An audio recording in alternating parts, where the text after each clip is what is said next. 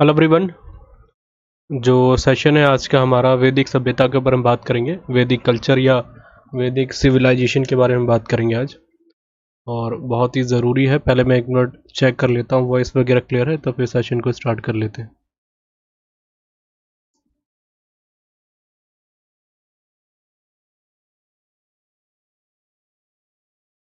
ठीक है, session start हो गया मेरे हिसाब से। हाँ, क्लियर है। तो आज का जो सेशन है हमारा, वो है हमारा किसको लेके, वैदिक कल्चर को लेकर है। वैदिक सिविलाइजेशन कह सकते हैं आप, सभ्यता भी कह सकते हैं। लास्ट का जो मैंने टॉपिक छोड़ा था, आपको पता होगा, इंडस वैली सिविलाइजेशन का, जो हमने सिंधु घाटी सभ्यता के बारे में बहुत अच्छे से समझा था। उसमें मैंने बताया था कि देखिए, हमारी सिंधु घाटी सभ्यता किस कारण समाप्त हुई, क्या कारण थे, उसके कुछ एग्जैक्ट रीजन देखने को आज तक नहीं मिले कि हाँ ये प्रमाणिक है कि बिल्कुल यही कारण रहा है इंडस वैली सिविलाइजेशन के, सिंधु घाटी सभ्यता के। पर कुछ ऐसे ज़रूर माने जाते हैं कि कुछ दिक्कतें रही होंगी, कि या तो आपके जैसे फ्लड वाली सिस्टम हो गया होगा, या तो बाढ़ वगैरह आ गई होगी, क्योंकि ये नदियों के किनारे बसे हुए थे, पहला कारण ये। पर ज़्यादातर लोगों का ये मानना है कि आर्य जो थे, आर्य जो थे, ये लोग आए और इन्होंने इनको एक तरीके से यहाँ से इनका विनाश कर दिया, क्योंकि इन्होंने लड़ाई वगैरह करी, इनके साथ युद्ध करे। पर वो भी बात कई हद तक आप बोलेंगे तो वो पॉइंट नहीं लगता उसका एकदम ठीक। आप अपने हिसाब से भी सोचेंगे, मैं भी इसके बारे में बताऊंगा पूरी कहानी वैदिक सभ्यता की, तो आप समझेंगे कि कोई युद्ध का कोई इनकी खूबियाँ नहीं थी ना, ये युद्ध वगैरह करते थे ना इनके देखे गए। हाँ, युद्ध इनके बाद में हुए हैं, वो ज़रूर है, पर ऐसा माना नहीं जाता इतिहासकारों के द्वारा। ज़्यादातर अगर हम बात करेंगे, विवाद है कि आर्य आए कैसे या कैसी कहानियाँ रही हैं, विवाद है इसके ऊपर, इतिहासकारों के बीच में मत क्लियर नहीं है उनके। तो हम एक चीज़ को समझ लेते हैं कि सिंधु घाटी सभ्यता के बाद जो टाइम आता है, मैं बार बार इसलिए जोड़ रहा हूँ क्योंकि आप जानते हैं सिंधु घाटी सभ्यता का टाइम कई जगह 1700 बीसी माना जाता है, या अगर हम बात करते हैं कि 1500 बीसी माना जाता है। ये डाटा तो एग्जैक्ट है नहीं, पर हाँ इसी के अराउंड माना जाता है। तो ज़्यादातर कई बुक्स में आप 1500 मानेंगे, कई जगह 1700।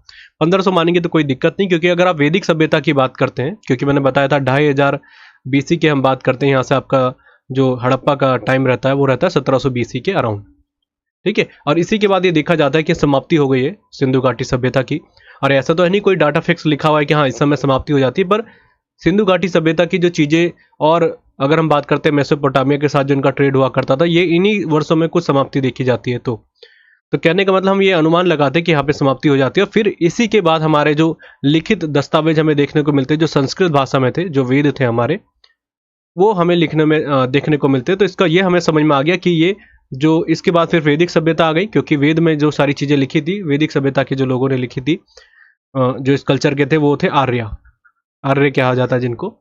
तो ये हमें क्लियर हो गया कि यहाँ तक आर्य आ गए तो इनकी कोई कहानी अब यहाँ पर देखने को नहीं मिलती। तो इन दोनों के आपस में रिलेट कर सकते हैं, या तो इन्होंने इनको समाप्त कर दी इनकी सभ्यता को, या ऐसा हो सकता है कि वो अपने बाढ़ की सिचुएशन ऐसा आई होगी, फिर धीरे धीरे ये आर्य आए, क्योंकि जगह खाली थी, फिर इन्होंने यहाँ पर रहना शुरू कर दिया।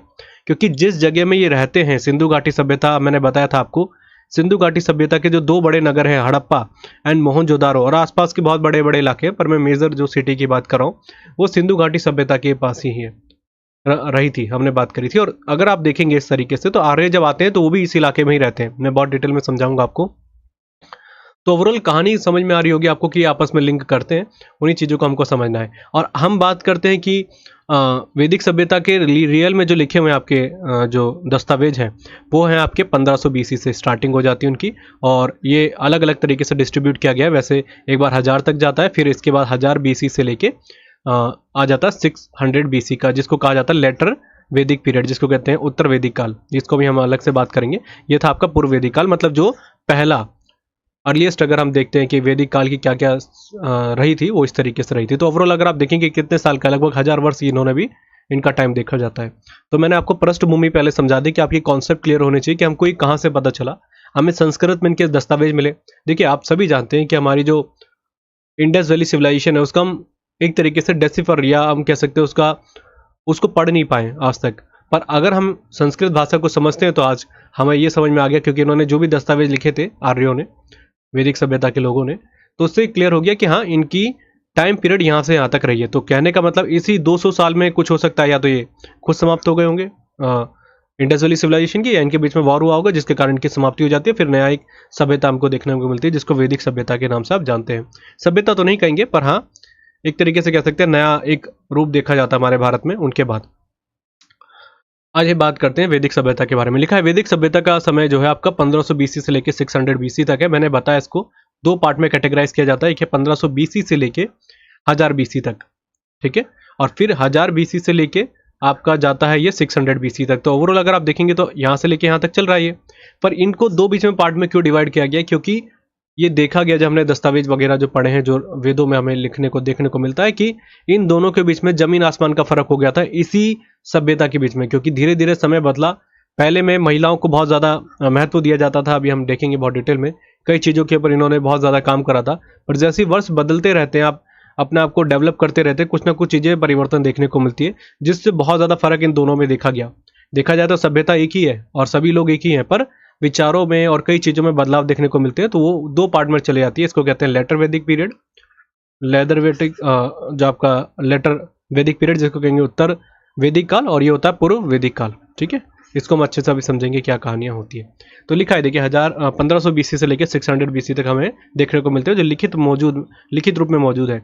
The time of Vedic civilisation is believed to be from 1500 BC to 600 BC which exist in return form. ये हमें रिटर्न फॉर्म में एग्जिस्ट है। रिटर्न फॉर्म में तो आप देखेंगे तो हमारे इंडस वैली सिविलाइजेशन के भी हैं, पर उनका यह है कि हम उसको आज तक समझ नहीं पाए, उनका हम पता नहीं कर पाए कि क्या लिखा था। पर इसको हम आराम से पढ़ सकते हैं क्योंकि सारे संस्कृत में मिले हैं आपको।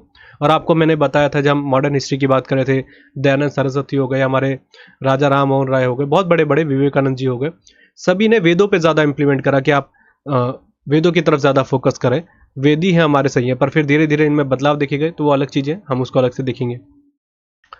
फिर है the information of Vedic civilisation comes from Vedas, उपनिषद, अरण्यक और जिसको कहते हैं ब्रह्मास, ठीक है, सॉरी ब्रह्मनास इसको पढ़ा जाता है। ये चार जगहों से हमको ये दस्तावेज मिले हैं, दस्तावेज तो नहीं कहेंगे पर हम धार्मिक रूप से कहेंगे, जो हमें देखने को मिलते हैं, जिन पे ये चीज़ें पता चली है कि हाँ इनका क्या टाइम पीरियड रहा था, कैसे कैसे तरीके से थे।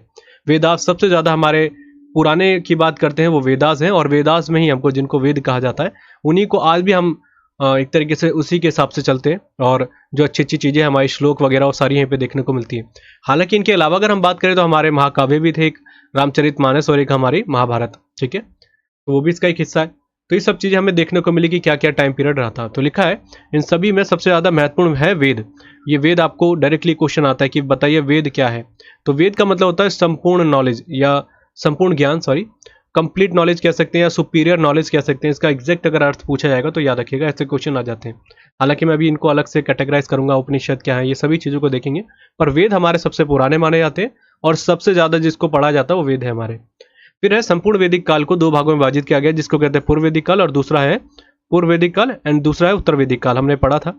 लिखा है Vedic period is divided into two parts which are called the earlier Vedic period and the later Vedic period. ये दो पार्ट में इसको डिवाइड किया गया। मैंने बताया था कहानी क्या है, क्योंकि जमीन आसमान का फर्क देखने को मिलता है इस वाले टाइम में और उस वाले में, क्योंकि एकदम स्थितियां ही बदल गई। तो ये कैसे बदली? क्योंकि देखिए इतना लंबा साल है तो ऑब्वियसली ये पॉइंट होगा, क्योंकि अगर हम आज जैसा हम देख रहे हैं, हमें उम्र ही कितनी हुई है, जैसे हम 2016 की बात करते हैं, 2012 तक हमें कुछ पता था कि इंटरनेट होता क्या है, पर जैसे हमारी ज़िंदगी में इंटरनेट आया पूरी ज़िंदगी बदल गई। जो पहले लोग आपस में मिलना पसंद करते थे, रहना पसंद करते थे, वो सब चीज़ें बदल गई हैं।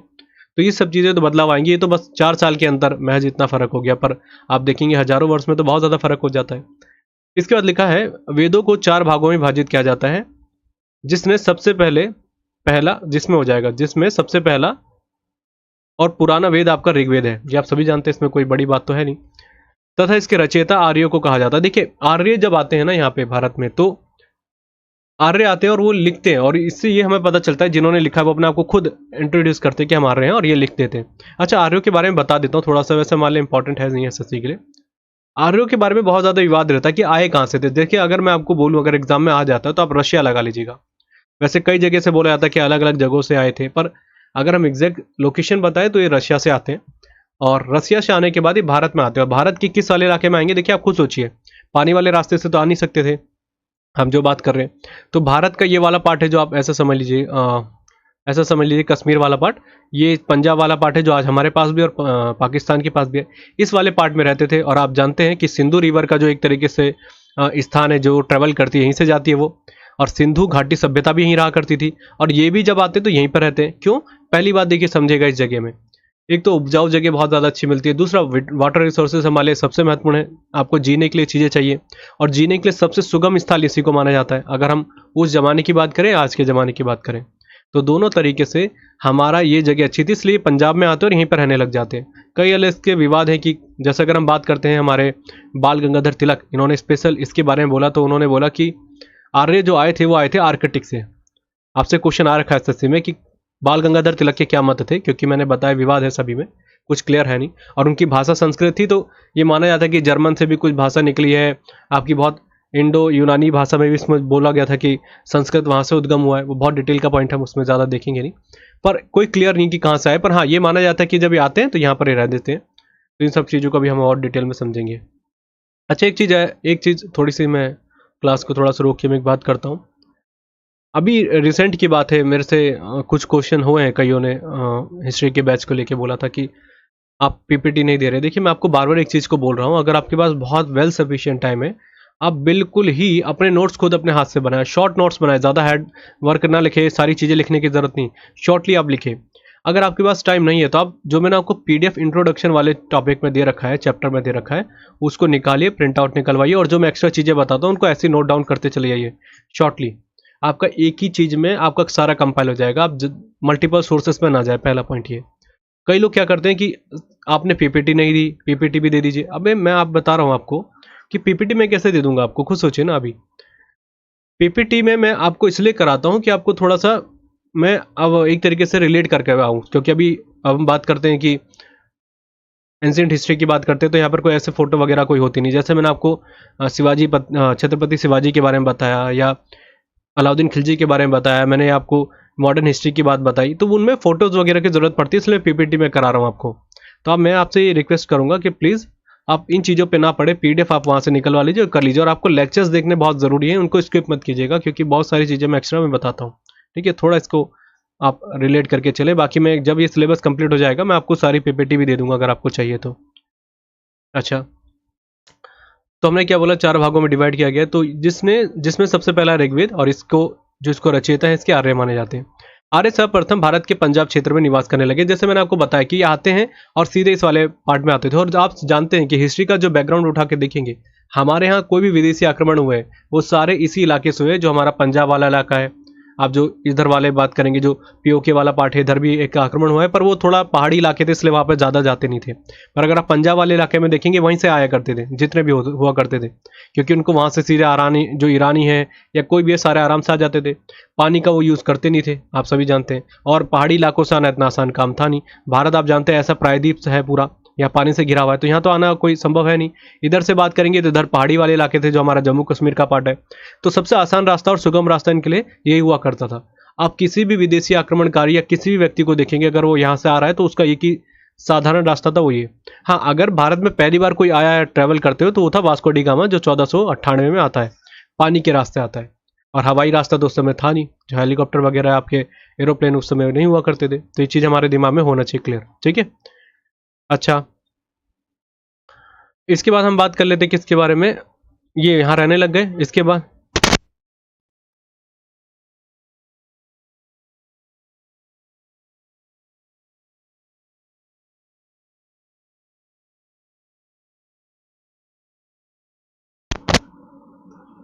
अच्छा, इसके बाद हमारा क्या है, कहाँ तक हमने देख लिया था।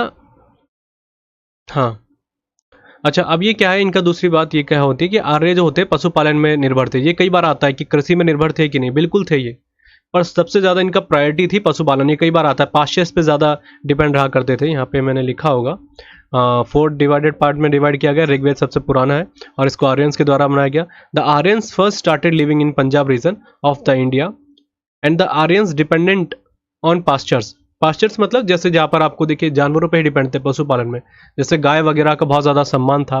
और सारे जो भी युद्ध होते हैं हम आगे देखेंगे, गायों के लिए हुए, काउस के लिए, ठीक है। तो ये जो इनके जो एनिमल्स थे उन्हीं के ऊपर डिपेंड करते थे, दूध वगैरह हो गया, या जैसे उनको चराने के लिए जाहिर सी बात है कुछ खाने की ज़रूरत है, तो इन जगहों में रहे। और आप जानते हैं सिंधु वाली जो जगह है वहाँ पर बहुत ही उपजाऊ जगह देखने को मिलती है आपको, वहाँ पर हरियाली वगैरह देखने को मिलती है, तो इनके लिए वहाँ पर रहना सबसे आसान देखने को मिला।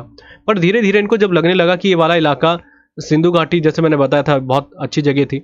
सिंधु रिवर से आगे आगे इन्होंने सोचा कि आगे भी देखते हैं, फिर ट्रैवल करते करते पूरे उत्तर भारत में फैल गई है, दक्षिण भारत तक नहीं गई है, ऊपर ही रहे उत्तर भारत में।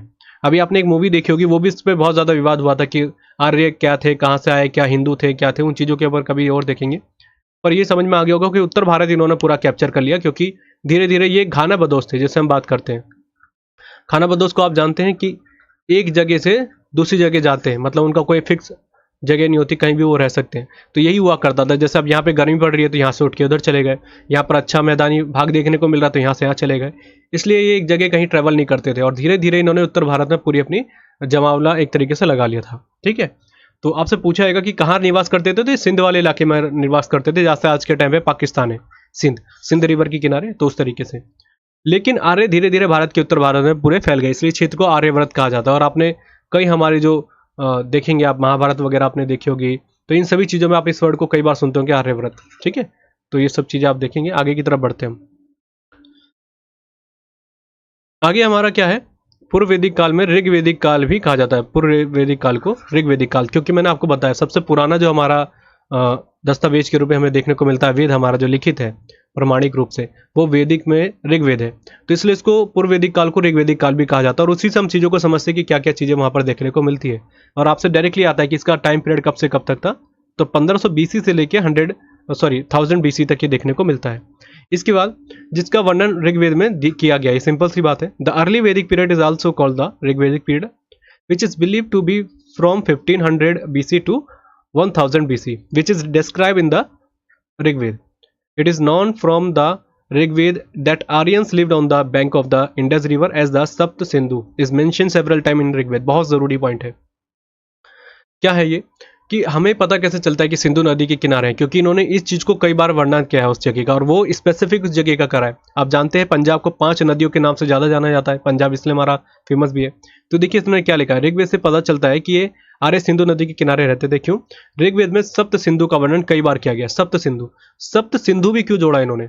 क्यों? क्योंकि देखिए सिंधु रिवर के साथ साथ अगर हम बात करते हैं, एक सरस्वती रिवर को भी सबसे ज़्यादा, अगर आपके एग्जाम में आता है कि बताइए वैदिक काल में या ऋग्वेद में सबसे ज़्यादा किस रिवर के बारे में व्याख्या देखने को मिलती है, तो वो है आपकी सिंधु रिवर सबसे पहले। सेकंड जो है सबसे ज़्यादा उसको डिस्क्राइब किया गया वो है सरस्वती रिवर, जो आपकी सूख चुकी है। तो उसी रिवर के दोनों के बारे में सबसे ज़्यादा देखने को मिलता है। तो ये तो 2 ही रिवर है, तो सप्त सिंधु क्यों कहा उन्होंने? क्योंकि देखिए आज के टाइम पे हम बोलते हैं ना, ये 5 रिवर जो आपकी लिख रखी है, देखिए सब सिंधु का अर्थ होता है 7 नदियों की भूमि। अब 7 रिवर तो है एग्जैक्ट टाइम पे, अगर आप देखेंगे एक सिंधु रिवर, सरस्वती को आप थोड़ा इग्नोर कर सकते हैं, वो उस समय थी, आज के टाइम पे सूख गई। फिर आप सतलज रिवर, व्यास रिवर, रावी, चेनाब, झेलम, ये सभी आप जानते हैं पंजाब के इलाके की तरफ से जाती है, हिमाचल वाला इलाका। तो इसको कैसे बोल दिया इन्होंने? सप्त सिंधु इसलिए बोला क्योंकि ये सारी रिवर को ही सिंधु रूप से इन्होंने देख लिया। तो क्या हो गया, पहले का नाम है आपका सिंधु हो गई, दूसरी सरस्वती, तीसरी आपकी हो गई सतलज। ये 5 रिवर जो हमारी आज के टाइम पे, सतलज, ब्यास, रावी, चेनाब एंड झेलम। इसमें सबसे ज्यादा महत्वपूर्ण हमारे लिए क्या जरूरी है? पहली बात ये पूछा जाएगा कि सप्त सिंधु किस में देखने को मिलता है, सामवेद, अर्थवेद, कहाँ पर? तो आपको याद रखना है ये है आपके सिंधु घाटी, सॉरी आपकी ऋग्वेद में देखने को मिलता है। देखिए आज मैं आपके डाउट नहीं देख पा रहा हूँ, लास्ट में देख लूंगा आपके क्वेश्चंस क्या है। अभी थोड़ा सा इग्नोर कर लेते हैं चीज़ों को, पहले मैं क्लासेस देख लेता हूँ जो मैं पढ़ा रहा हूँ, लास्ट में आपके सेशन को जो आपके डाउट रहेंगे उसको क्लियर कर लेंगे हम। ठीक है, तो सिंधु, सरस्वती, सतलज ये हमारी 7 रिवर हो गई, और जिससे हमें पता चला 7 नदियों की भूमि इसको कहा गया, इस जगह में रहते थे। और सबसे ज़्यादा बार सिंधु रिवर का ही हमें वर्णन देखने को मिलता है इसमें। ये क्लियर हो गया होगा मेरे हिसाब से पॉइंट। ठीक है, इसमें सबसे ज़्यादा महत्वपूर्ण है आपसे रिवरों के नाम पूछे जाते हैं, क्योंकि उस जमाने में इन रिवरों के नाम अलग रखे गए थे। झेलम हम आज के टाइम पे बोलते हैं, इसको कहा जाता था वितस्ता, वितस्ता, और यहाँ पे लिख रखा है मैंने वितस्ता। वितस्ता आपको पता होगा, जब सिकंदर और पोरस की लड़ाई होती है तो उसको वितस्ता का युद्ध भी कहते हैं, झेलम नदी के किनारे होता है, झेलम युद्ध भी कहा जाता है।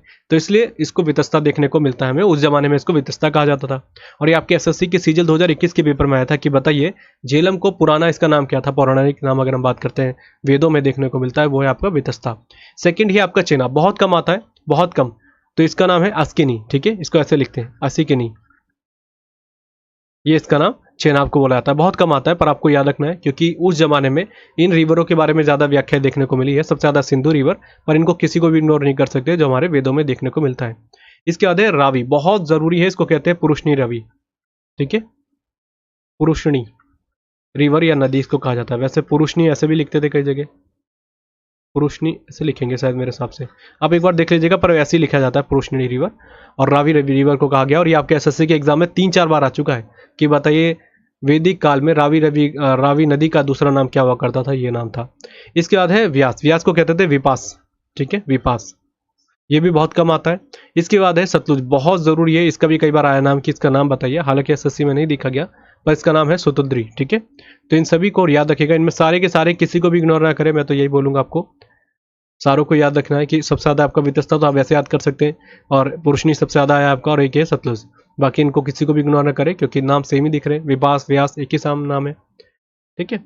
इसके बाद हमारा क्या होता है कि आगे बात करते हैं इसमें। अब एक हम ये समझते हैं कि इनका स्ट्रक्चर तरीके से कैसे रहते थे। जैसे अगर आप बात करते हैं कि कोई भी उठ के आ गया, एक कानून व्यवस्था होनी चाहिए, एडमिनिस्ट्रेशन कैसा था, पॉलिटिकली तरीके से कैसे रहते थे, इन चीज़ों के बारे में वहाँ पर देखने को मिलता है, जो वो बहुत वेल डिफाइंड था। अब उसको भी बहुत अलग तरीके से इन्होंने मेंशन करा है कि ऐसे देखिए, इन्होंने सबसे पहली बात करी है कुल के बारे में। कुल सबसे पहला अगर हम बात करते हैं, कुल देखने को मिलता है। कुल क्या होता है? कुल आप जानते हैं जैसे हमारा एक परिवार है, परिवार में बहुत सारे मेंबर रहते हैं, उसी को हम परिवार कह देते हैं, फैमिली, उसी को इन्होंने कुल बोल दिया। और आप जानते हैं कुल हम ऐसे ही बोला जाता है हमारे हिंदी भाषा में, अगर हम बात करते हैं कुल, कुल का दीपक मतलब परिवार का एक दीपक के रूप में हम जो मुहावरे यूज करते हैं, मतलब परिवार का एक सबसे बड़ी चीज व्यक्ति के रूप में, तो परिवार को इन्होंने कुल बोला, ठीक है, ये बात क्लियर हो गया होगा। इसके बाद लिखा है तथा ये सभी परिवार को संयुक्त रूप से गांव कहा जाता था या विलेज कहा जाता था, और इसको ग्राम लिखा गया है, गांव नहीं लिखा, वहां पे ग्राम लिखा है। मतलब जाहिर सी बात है, आप एक सभी के सभी लोग आपस में संयुक्त रूप से रह रहे हैं, जैसे हमारे गांव में रहते हैं, परिवार सारे मिलके एक रहते हैं, उसको गांव कह दिया, तो इन्होंने उसका नाम रख दिया गांव, या ग्राम कहा जाता था उस टाइम पे, ठीक है। आपसे सबसे पहला क्वेश्चन आता है कि बताइए सिंधु, सॉरी आपका बार बार सिंधु बोल रहे हैं, किस चीज को, आपका वैदिक सभ्यता में या ऋग्वेद में सबसे छोटी इकाई क्या थी जो आपके पारिवारिक रूप से देखी जाती थी? वो थी आपकी कुल, जिसको परिवार भी आप कह सकते हैं, फैमिली भी कह सकते हैं। इसके बाद है तथा इस गांव के मुखिया को क्या कहते थे? ग्रामणी। मोस्ट इंपॉर्टेंट है, यहाँ पे मैंने ग्रामणी लिख रखा है, बहुत इंपॉर्टेंट, एसएससी का रखा है क्वेश्चन, ये बहुत इंपॉर्टेंट है, जाहिर सी बात है, और याद रखने में दिक्कत नहीं है। ग्रामणी मतलब जो इस जगह का मुखिया होगा। इन्होंने इस तरीके से व्यवस्था बना रखी थी जैसे पंचायती राज व्यवस्था आज के टाइम पे, वैसे ही इन्होंने पहले उसका एक छोटे से पार्ट में उसको डिवाइड कर दिया, फिर पूरा उसका ग्राम को बना दिया, ग्राम में फिर उन्होंने एक मुखिया बना दिया जो उसको एक तरीके से मेंटोर बन के काम करेगा, और वो था ग्रामणी, इसका नाम रख दिया गया। ये क्वेश्चन आ रखा आपके एसएससी में, इसको याद रखना है। इसके बाद तथा इसी प्रकार सभी गांवों को मिलाकर संयुक्त रूप से विशु कहा गया। बहुत इंपॉर्टेंट, बहुत, विशु ये रहा आपका, ये रहा, बहुत जरूरी। सबसे ज्यादा इसमें इंपॉर्टेंट वर्ड जो है हमारा विशु है। मतलब कि देखिए, एक गांव हो गया, गांव का मुखिया ग्रामणी हो गया। अब इसी गांव में, ऐसा तो नहीं हमारे गांव में, अगर आप गए होंगे अपने अपने गांव में सभी, तो सभी गांव एक नहीं है, अलग अलग गांव बसे हुए हैं। जैसे कहीं दूसरी जगह बहुत बड़ा गांव है, फिर एक अलग गांव है, तो इन सभी अलग अलग गांव को अगर आप ऐसे काउंट करेंगे, पहले मैं इसको इरेज कर देता हूँ। जैसे एक गाँव हो गया, ये गाँव हो गया हमारा, फिर दूसरा गाँव हो गया, फिर तीसरा गाँव हो गया, ये सारे गाँव को मिला के क्या कहा जाएगा? विशु। और मेरा मानना है, अगर आप थोड़ा सा याद रखने का तरीका, तो डायग्राम ही बना के रख ले तो काम चल जाएगा। वैसे दिमाग में रखने वाली ज़्यादा दिक्कतें हैं नहीं, विशु याद रखिएगा, जिसको एक तरीके से आप कह सकते हैं कि डिस्ट्रिक्ट समझ लीजिए। आज के टाइम पे जैसे हम डिस्ट्रिक्ट समझते हैं, गाँव को सभी को मिला के डिस्ट्रिक्ट मान लीजिए, जिला हो गया। उसके जो मुखिया थे उसको कहते थे विषयापति, बहुत जरूरी नाम है, इसको ऐसे लिखा जाएगा विषयापति, ठीक है, विषयपति कहा जाता था जो इसके मुखिया हुआ करते थे। नाम भी दोनों मिल रहे, तो कोई दिक्कत है नहीं। इसके बाद लिखा था इसी प्रकार इन सभी विषयों को संयुक्त रूप से जन कहा गया। बहुत जरूरी है, जन, जन ऐसे लिखा जाता है। अब ये कंफ्यूजन बहुत ज्यादा होती है, क्योंकि हम आज के टाइम पे जन को जो यूज करते हैं वो कहते हैं आदमी, जैसे हम कहते हैं जन एक एक व्यक्ति के रूप में काउंट करते हैं, पर उन सभी विषयों को जो एक डिस्ट्रिक्ट के तरीके से आप समझ लीजिए, एक जन बना दिया, और इसको आज के टाइम में, प्रेजेंट टाइम में ऐसा समझ लीजिए स्टेट हो गया, स्टेट हो गया। जैसे सारे डिस्ट्रिक्ट को मिला के ऐसे एक विषय हो गया, फिर दूसरा विषय हो गया, फिर ऐसे विषय करते करते इन सभी को मिला के इन्होंने एक बना दिया जन, ठीक है, जन बना दिया इन्होंने, और उसी को इन्होंने बोल दिया। और जन के मुखिया को क्या कहा जाता था? किंग, राजा। पर ज्यादातर इसका नाम गोपति पढ़ा गया है, ठीक है, गोपति पढ़ा गया है। गोपति होता क्या है, इसको ऐसे लिखेंगे गोपति। गोपति क्यों नाम रखा गया? राजा को राजा बोलेंगे क्योंकि एक बहुत बड़ा किंग है एक जगह पूरे इलाके का। गोपति इसको इसलिए बोला गया, कारण ये था क्योंकि देखिए मैंने आपको बताया खाना बदोश थे, ये उठ के कहीं भी जा रहे हैं, क्योंकि खाने की इनको कहीं भी कहीं तलाश करनी पड़ती थी। कई बार एक जगह मौसम अच्छा नहीं है तो दूसरी जगह कर गए, फिर इनको पूरा इलाका देखना था। हमें खुद एक क्यूरियोसिटी रहती है, जागरूकता रहती है कि चलिए और जगह देखने की कोशिश करते हैं, सर्च करते हैं क्या क्या जगह। तो ये एक जगह से एक जगह में नहीं टिकते थे, अलग अलग जगह चलते चले गए। तो इन्होंने पूरे उत्तर भारत में इसी तरीके से अपनी पैठ जमा ली, हर जगह रहने लग गए थे ये। तो इसी तरीके से मैंने बताया गोपति, और मैंने बताया इनके यहाँ जो सबसे ज़्यादा माना जाता था एक पशु को, वो थी गौ माता, जैसा आज हम मानते हैं गाय। तो उसी को ये एक तरीके से बहुत ज़्यादा प्रोटेक्ट करके चलते थे कि हर तरीके से बचाएं, क्योंकि जानवर उस ज़माने में तो जंगल झाड़ी हुआ करती थी, तो उनको भी प्रोटेक्ट करना, अपने कैटल्स को भी प्रोटेक्ट करना, पूरे अपनी जो भी आपके विशु हैं सभी को इधर से उधर लेके जाना है। ये ट्रैवल करते थे पूरे इकट्ठे, एक तरीके से आज के टाइम पे आप समझ लीजिए कबीले। मूवीज़ देखी होगी अपने पुराने ज़माने की, बहुत सारी मूवीज़ आया करती थी, कबीले आप देखते होंगे उसमें। तो कबीले उन्हीं को कहते हैं, खाना बदोश होते हैं, उनका कोई स्पेसिफिक जगह नहीं होती। इसलिए कोई भी एकमात्र ऐसी जगह थी जिसको कहा जाता है, ऐसा राजा था इस जमाने में, सिंधु घाटी सॉरी आपके वैदिक काल में, जिसका कोई स्पेशल लैंड एरिया हुआ ही नहीं करता था, उसकी कोई जगह ही नहीं थी, कोई भी जगह में वो जा रहा है, क्योंकि बस ये था उसको प्रोटेक्शन था, उसको बस एक लोग कैप्चर किया करते थे। पर ये नहीं कह सकते जैसे आप देखेंगे उनका एक तरीके से किला बना दिया, ऐसा कुछ नहीं था, क्योंकि एक जगह इनको खुद पता नहीं होता था आज रहने 6 महीने बाद कहाँ रहेंगे, तो इनका कोई स्पेसिफिक जगह नहीं हुआ करता था। गोपति इसलिए कहा गया क्योंकि कैटल्स की रखवाली करने का मेन जो था, क्योंकि ब्यूरो रखते थे कि भाई किन के पास सभी है, कोई दिक्कत तो नहीं है, इस इलाके में हम रह रहे हैं, ठीक है कि नहीं है, अगर ज़्यादा हार्मफुल लग रहा है तो हम यहाँ से कहीं और ट्रैवल कर लेंगे, इसलिए इनका नाम गोपति रखा गया। ओवरऑल मेरे हिसाब से क्लियर हो गया होगा। अभी मैं राजा के बारे में और डिटेल बताऊंगा कि क्या क्या चीज़ें थी। इस टॉपिक को यहीं पर समाप्त कर देते हैं। इसके बाद मैं कोशिश करूंगा कि आज एक और सेशन लेकर आ जाऊँ हिस्ट्री का, और जिस दिन मेरी एक तरीके से थोड़ा सा रिलीफ रहता है तो उस दिन मैं आपको ज़्यादा क्लासेस करा देता हूँ। अभी मेरा एक ज्योग्राफी का टॉपिक छूट रहा है, उसको भी कराना है, तो आज रहेगी 2-3 क्लास, और कल संडे में मैं कोशिश करूँगा कि और क्लासेस आपकी 4-5 क्लासेस इकट्ठी कर दी जाए, जिससे आपके हिस्ट्री और आपकी ज्योग्राफी का बर्डन कम हो जाए। ठीक है, तो बस यही कहूँगा, आप लगते रहे, अपने पढ़ाई में लगे रहे, ज़्यादा दिक्कतें नहीं आएंगी। पूरी मेरी कोशिश है कि जल्दी से इसको समाप्त कर दिया जाए। तो आज के लेक्चर के लिए इतना ही। देखिए अभी क्वेश्चन मैं आपके ले नहीं पाया, क्योंकि क्लास जल्दी इंपॉर्टेंट खत्म करनी थी मुझे, इसका ज्योग्राफी भी लेनी है, तो बाद में मैं आपके क्वेश्चन ले लूँगा दोबारा से, आप क्लासेस में हम देख लेंगे। ठीक है, तो आज के लेक्चर के लिए इतना ही। Thank you.